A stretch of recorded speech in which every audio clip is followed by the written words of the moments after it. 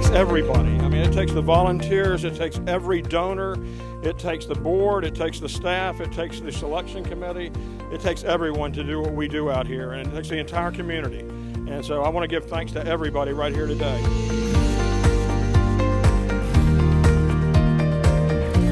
To give you a little background on this house here, this house was originally erected around 1909 at 32 San Marco Avenue, where Solana Cycles are currently located.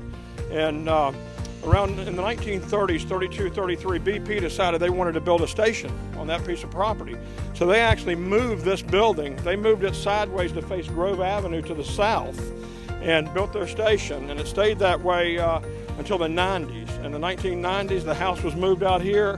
It did have a wraparound porch around the side with a door that we took out. The wraparound porch was lost during movement, but moved out of here in the 90s. And unfortunately, a few years ago, Wells Fargo Bank foreclosed on it, and Wells Fargo had applied for a permit at St. Johns County Building Department to a demo permit to demo the house. They felt it would be easier to get rid of the property if the house was gone. So the St. Johns County Permitting Department, recognizing the historic value of the home, said, let's put a stop on that demo permit right now, and let's go ahead and call Aaliyah Reimer, the director of Habitat, and give her the heads up on this. So they called Aaliyah and said, Aaliyah, you need to call Wells Fargo Bank. There's a historic home out there on Green Acres Road that they've applied for a demo permit. So to make a long story short, from that one phone call, Wells Fargo donated the entire property and the house, and this is what you see, a beautiful home behind us because of that one phone call from Aaliyah. And I know Timmy and Crystal Gray are very happy for that. But and just to let you know, it's a combination of a restoration and a renovation. Aaliyah had the foresight to say, let's restore everything we can, but let's renovate the bathrooms, the kitchen, and the back utility room back there. So when you go in, I know you're biting at the bullet to go in, we refinished the floors completely. We refinished probably about 80% of the hardware in there, and put all new ceilings in. We had Taylor Painting do the lead abatement in here, because in the old days, you remember the paint had lead in it, so they are EPA certified. They took care of the lead abatement in here.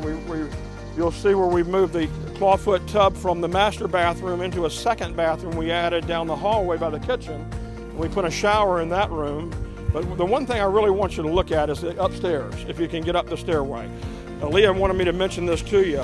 When we first came out here and met with the county, the last owners had just taken the diaphragm, which is from the outside, tying the inside walls together in that back room, and just cut a big opening in there about 15 foot and put a stairway up to the second floor.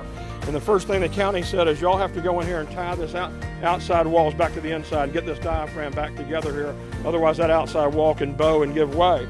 So what we did is we've added closet, washer and dryer room, and hot water heater in that area, and we put a slide down stairway up there. And she said to make sure I'd mention that to y'all. And everyone that's worked on this job just is amazed at the room upstairs. We have not finished that room, but it's just a big, beautiful open room up there. So enough talk, let's take a walk through history, guys. Thank you.